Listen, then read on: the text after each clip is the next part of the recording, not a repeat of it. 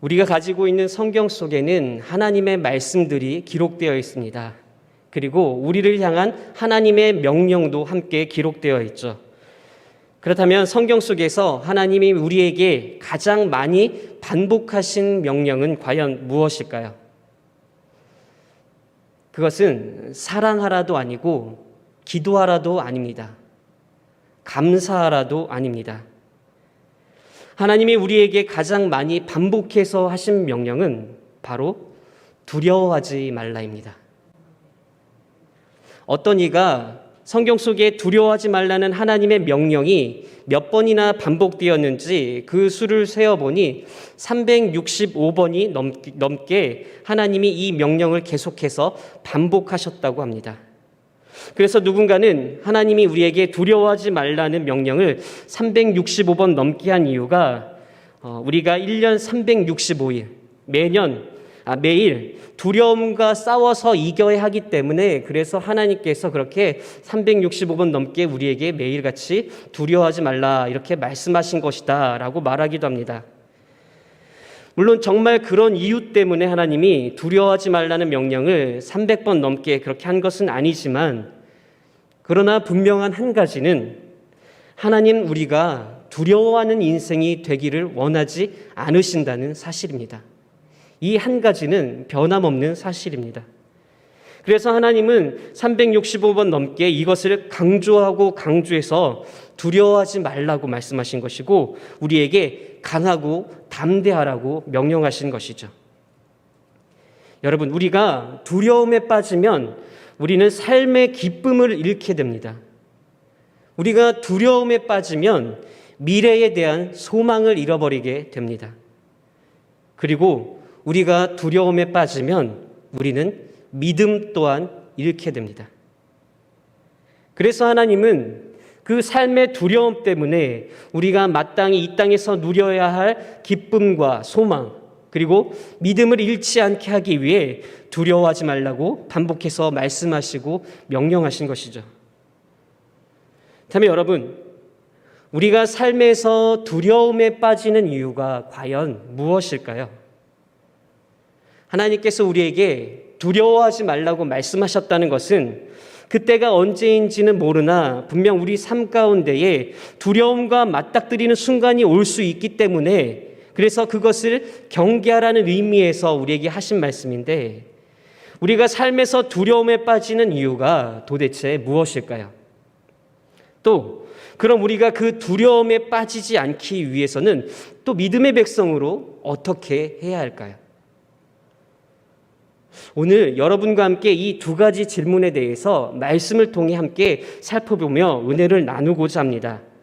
오늘 함께 마태복음 14장 22절부터 33절까지의 말씀을 읽었는데요. 이 말씀 속에 방금 드렸던 그 두 가지 질문의 해답이 담겨 있습니다.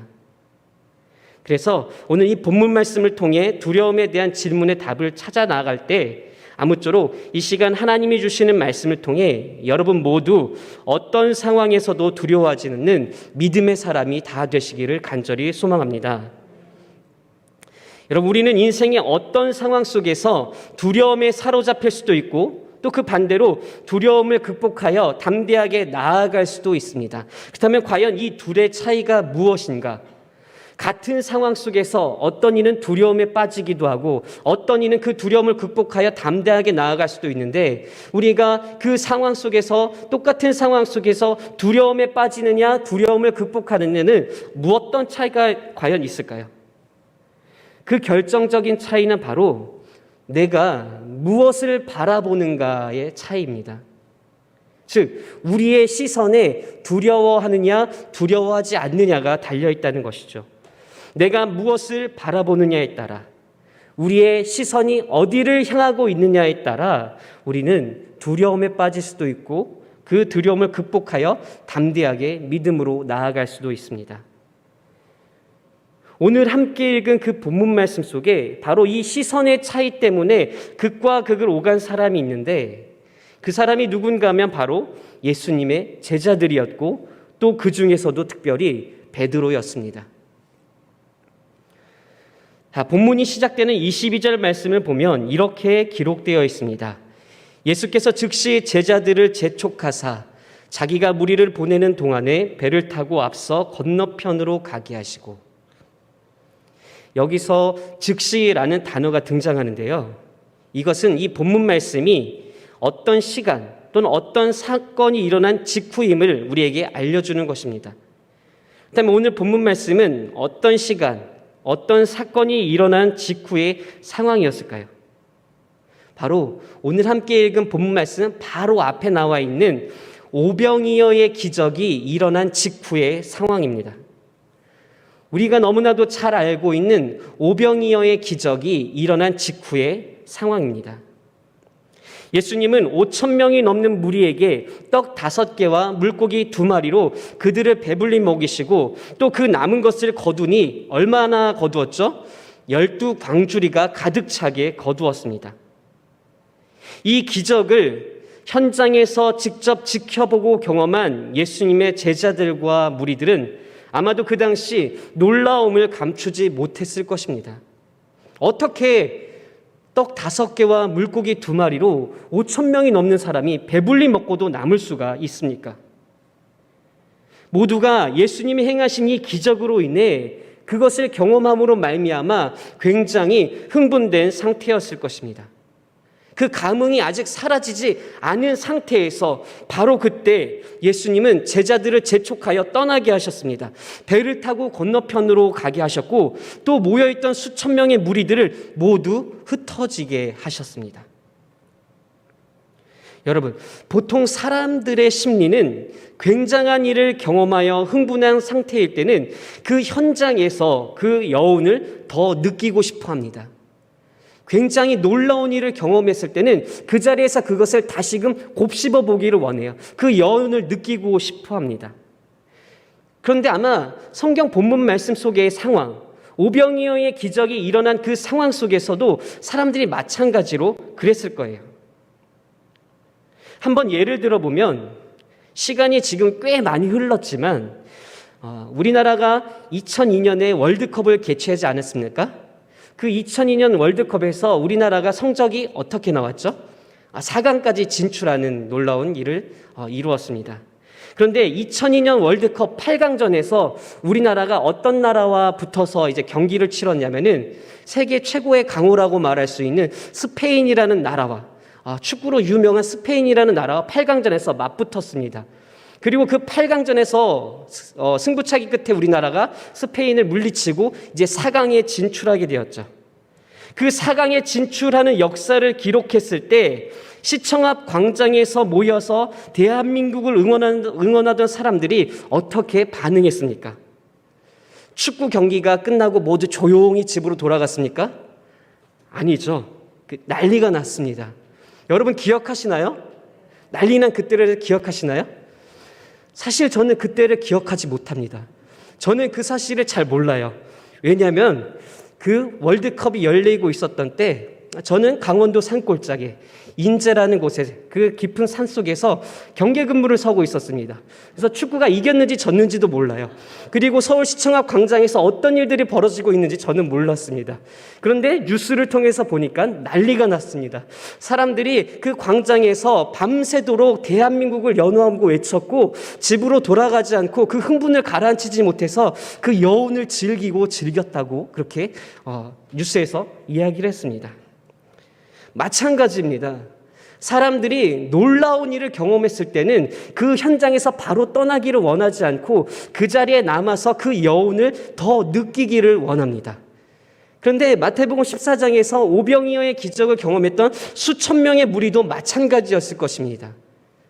떡 5개와 물고기 2마리로 수천 명의 사람들이 배불리 먹고도 남은 그 놀라운 기적을 경험하였을 때 그 놀라운 기적의 감흥을 사람들과 더 나누고 싶어 했을 것이에요. 어떻게 이런 일들이 벌어졌지? 예수님이라는 분이 도대체 어떤 분에게 이런 놀라운 일이 일어났지? 이것을 계속해서 이야기하고 싶었을 것입니다. 하지만 예수님은 제자들과 무리들이 그 기적의 여운을 더 이상 느끼지 못하도록 막으시고 즉시 흩으셨습니다. 예수님이 왜 그러셨을까요? 그 자리에서 사람들이 그 기적의 감흥, 여운을 좀 더 느끼게 하면 안 됐을까요? 그래도 괜찮았을 것 같은데 예수님이 왜 사람들을 급하게 모두 흩어지게 돌려보냈을까요? 마태복음 본문에는 그 이유를 이야기하고 있지 않지만 같은 기적의 사건을 기록하고 있는 요한복음을 보면 요한복음에서는 예수님이 급하게 사람들을 흩으셨던 이유가 명확하게 기록되어 있습니다. 요한복음 6장 15절을 보면 이렇게 말합니다. 그러므로 예수께서 그들이 와서 자기를 억지로 붙들어 임금으로 삼으려는 줄 아시고 다시 혼자 산으로 떠나가시니라. 아멘. 예수님의 기적을 경험하고 흥분한 무리들이 예수님을 자기들의 세상 임금으로 삼겠다고 난동을 부리기 시작해서 그래서 예수님이 그 자리에 있던 모든 이들을 흩으시고 예수님도 조용히 기도하러 산으로 가셨던 것이죠. 그렇게 예수님은 제자들을 즉시 배에 태워 건너편으로 가게 하셨고 무리들은 흩어지게 하셨으며 자신은 따로 기도하러 산에 올라갔습니다. 그리고 예수님은 하나님께 열심히 기도하셨습니다. 그리고 얼마의 시간이 지나 밤 사경이 되었을 때, 밤 사경이라 하면 우리나라 시간으로 새벽 3시에서 6시 정도의 사이의 시간인데 그때 예수님께서 제자들이 있는 곳으로 향하기 시작했습니다.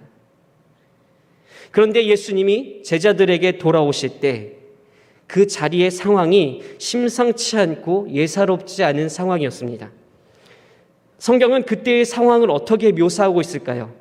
함께 24절 말씀을 다시 한번 함께 읽어볼까요? 24절 말씀입니다. 함께 읽겠습니다. 시작.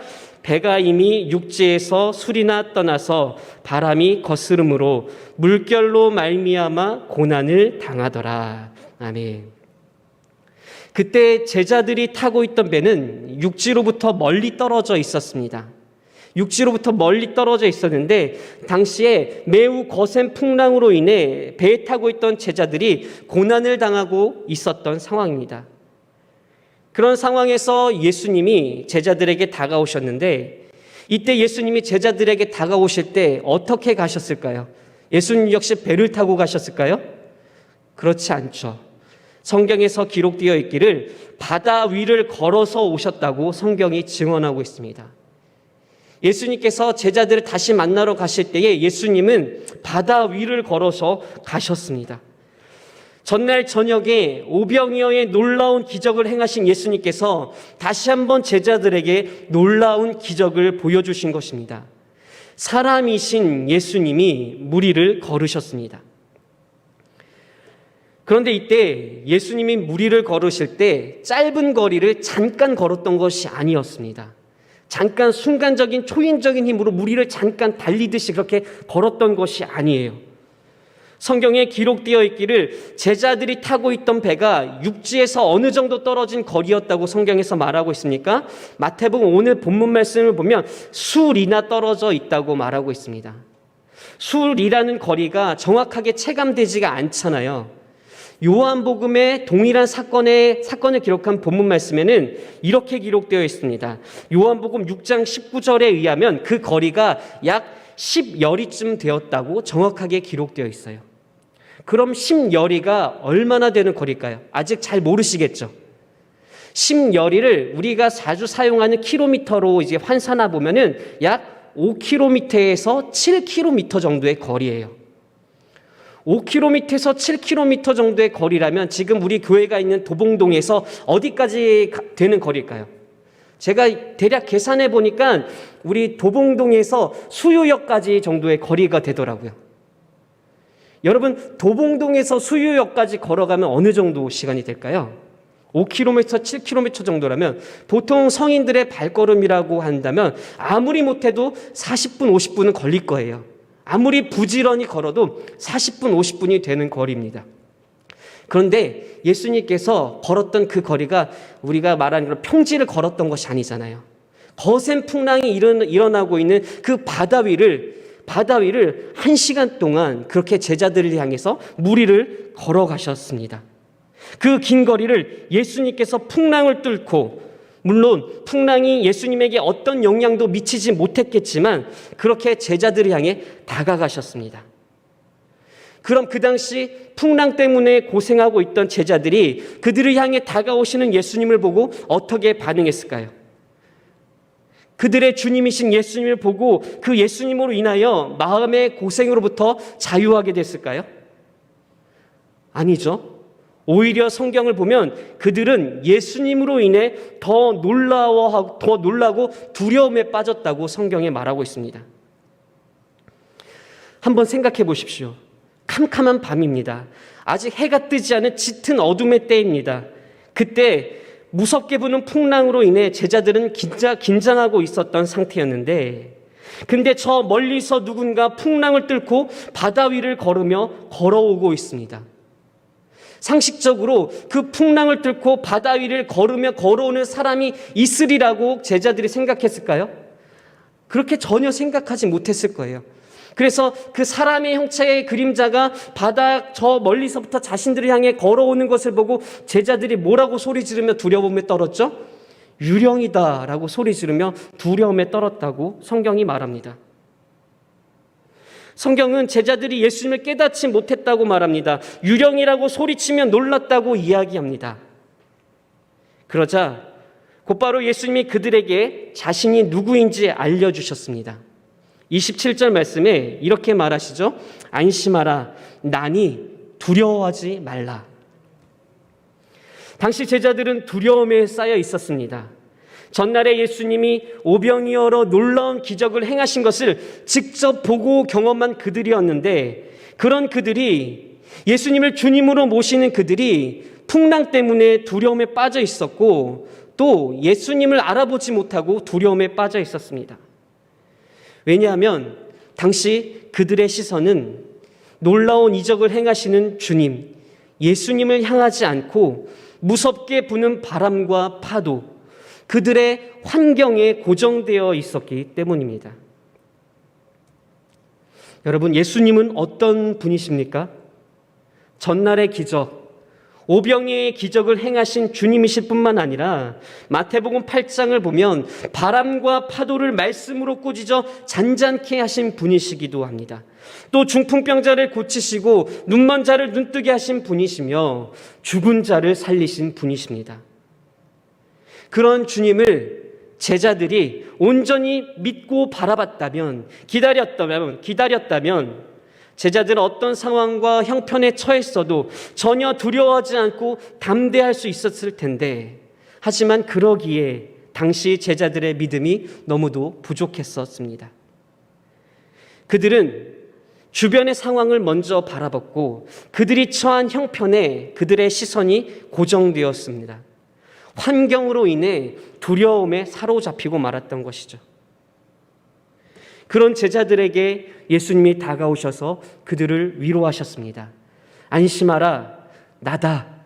두려워하지 말아라.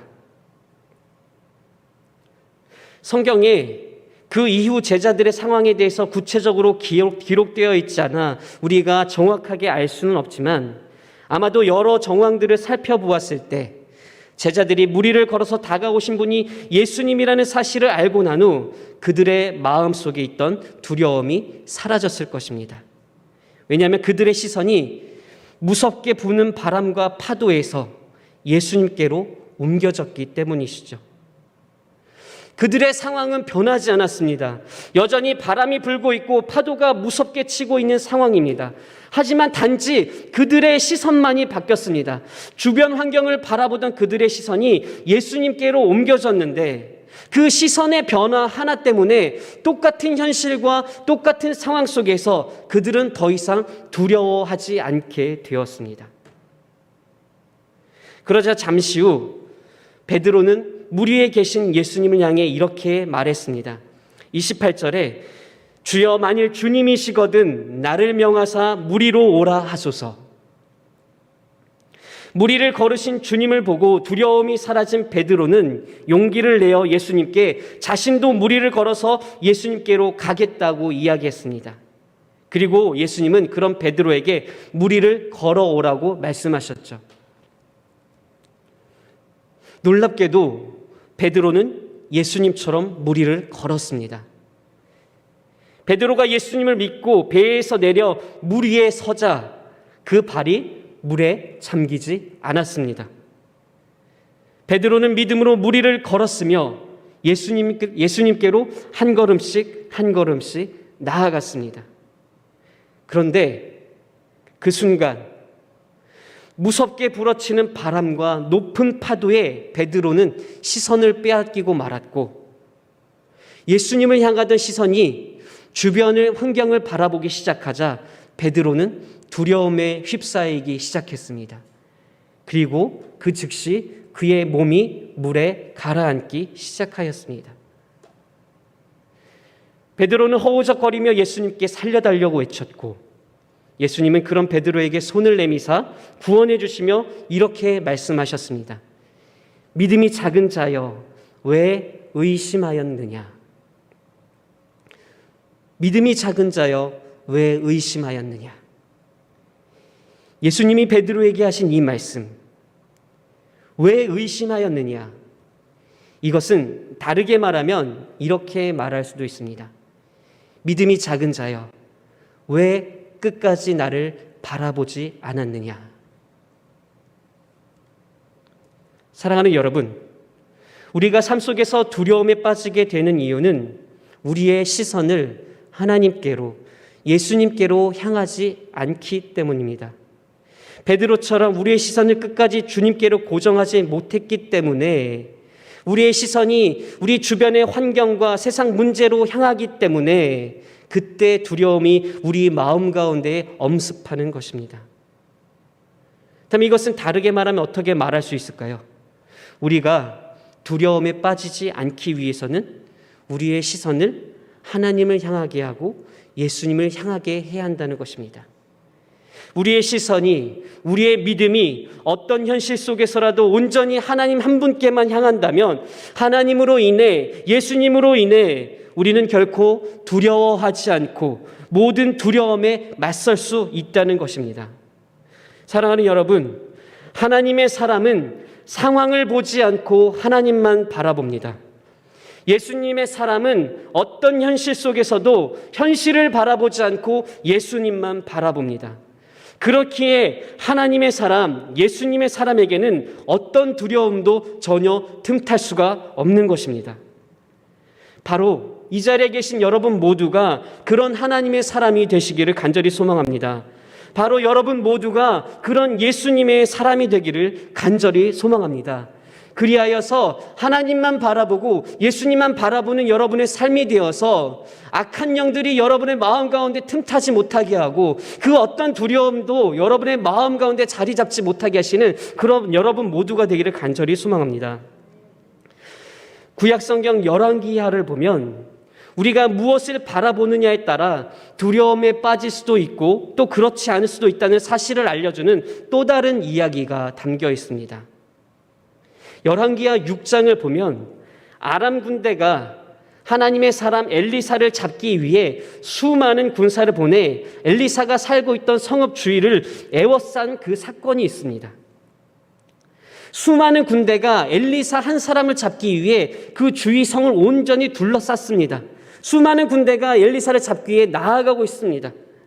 이때 엘리사의 종이 그들을 둘러싸고 있는 아람 군대를 보고 겁에 질려 두려움에 휩싸였습니다. 그리고 엘리사에게 이렇게 말합니다. 아, 내 주여, 우리가 어찌하오리까? 주인이셔, 이제 어떻게 하면 좋습니까? 아람 군대가 우리를 잡으려고 저 수많은 군대가 지금 우리를 둘러싸고 있습니다. 우리는 꼼짝할 수 없습니다. 우리가 빠져나갈 구멍이 없습니다. 내 주여, 주인이시여, 우리가 이제 어떻게 하면 좋겠습니까? 엘리사의 종은 지금 그들의 주변 환경을 보고서 겁에 질리고 말았습니다. 두려움에 빠지고 말았습니다. 하지만 엘리사는 그들을 둘러싸고 있는 아람 군대를 똑같이 바라보면서도 전혀 두려워하지 않고 침착하게 그 종에게 이렇게 말했습니다. 두려워하지 말라. 우리와 함께한 자가 그들과 함께한 자보다 많으니라. 하지만 엘리사의 이 말에도 그의 종은 여전히 두려워하였고, 그런 그를 안타깝게 여긴 엘리사는 하나님께 기도하여 그의 어두운 눈을 열어서 하나님의 군대를 볼 수 있게 해달라고 간절히 기도하였습니다. 그러자 하나님이 그 종의 눈을 열어주셔서 놀라운 광경을 보여주셨는데, 그 놀라운 광경이 무엇이었습니까? 아람 군대를 둘러싸고 있는 그 아람 군대보다 더 많은 불말과 불병거들, 더 큰 하나님의 군대를 보게 하여 주셨습니다. 그 하나님의 군대를 본 엘리사의 종은 더 이상 두려워하지 않게 되었던 것이죠. 처음에 엘리사의 종은 주변 환경을 바라보고 두려움에 빠졌습니다.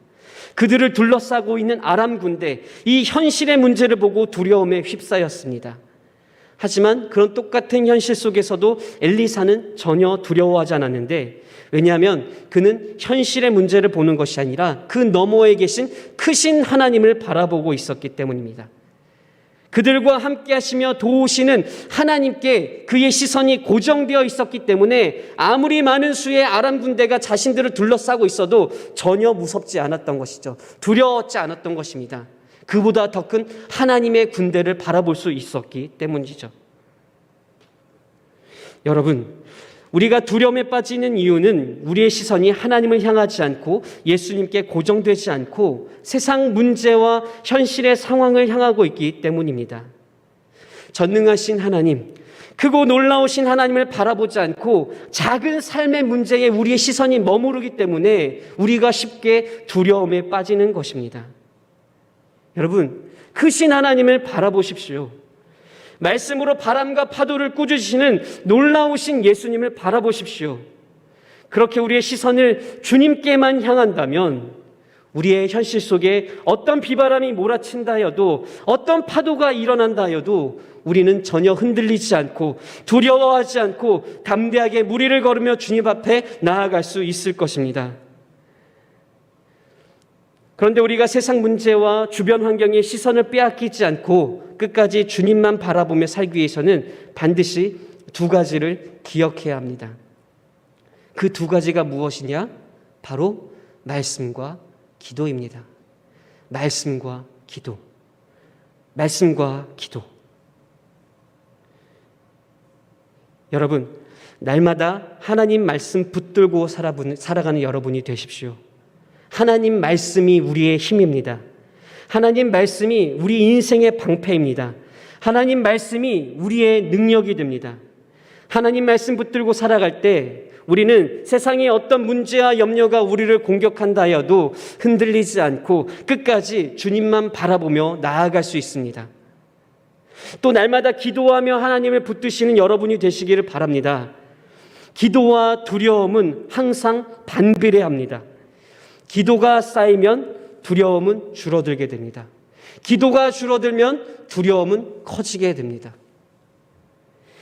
그러니 기도로 두려움을 물리치는 여러분들이 되십시오. 기도하는 사람은 두려움이 없는 사람이 아니라 기도하는 사람은 기도로 두려움을 극복하는 사람입니다. 바로 여러분이 그렇게 기도로 두려움을 극복하는 참된 믿음의 사람이 되시기를 주님의 이름으로 축원합니다. 이제 말씀을 마치겠습니다. 사랑하는 우리 성도 여러분, 하나님께서 성경을 통해 우리에게 365번 넘게 강조하시며 명령하신 것이 있다고 했습니다. 그것은 두려워하지 말라는 것입니다. 그런데 여러분, 우리가 하나님의 그 명령을 온전히 준행하기 위해서는 반드시 점검해야 할 것이 있습니다. 그것은 지금 우리가 무엇을 바라보고 있는가라는 것입니다. 왜냐하면 우리가 무엇을 바라보느냐에 따라 우리가 두려움에 빠지느냐, 두려움을 이기느냐, 그것이 결정되기 때문이죠. 여러분은 지금 무엇을 바라보고 있습니까? 삶의 문제, 세상 염려를 바라보고 있습니까? 여러분이 지금 처한 상황과 형편을 바라보고 있습니까? 아니면 오병이어의 기적을 행하시며 무리를 걸으시고 병든 자를 고치시고 죽은 자를 살리시며 말씀으로 바람과 파도를 잔잔케 하시는 능력의 예수님, 능력의 하나님을 바라보고 있습니까? 우리가 세상을 바라보면 우리는 베드로처럼, 엘리사의 종처럼 두려움에 빠질 수밖에 없습니다. 하지만 하나님만 온전히 바라보며 주님만 끝까지 바라보며 나아간다면 우리는 수많은 군사들에게 우겨쌈을 당해도 전혀 두려워하지 않고 위축되지 않았던 엘리사처럼 담대하게 믿음으로 걸어갈 수 있습니다. 이 자리에 계신 사랑하는 우리 모든 성도님들, 또 온라인으로 예배드리는 모든 성도님들이 세상을 바라보지 않고 현실 앞에 두려워하지 않고 하나님만 온전히 바라보며 하나님만 끝까지 바라보며 두려워하지 않는 담대한 믿음으로 날마다 승리하는 삶이 되시기를 주님의 이름으로 축원합니다. 말씀 붙잡고 두려움을 물리치는 믿음의 백성 되십시오. 기도로 모든 두려움을 물리치시는 믿음의 백성 되십시오. 하나님은 우리가 그렇게 말씀과 기도로 날마다 주님만 바라보며 믿음으로 승리하는 삶을 살기를, 두려움에 빠지지 않는 인생이 되기를 원하십니다. 여러분 모두가 그렇게 두려움을 이겨내시는 하나님의 사람 되시기를 두 손 모아 간절히 소망합니다. 함께 기도하겠습니다.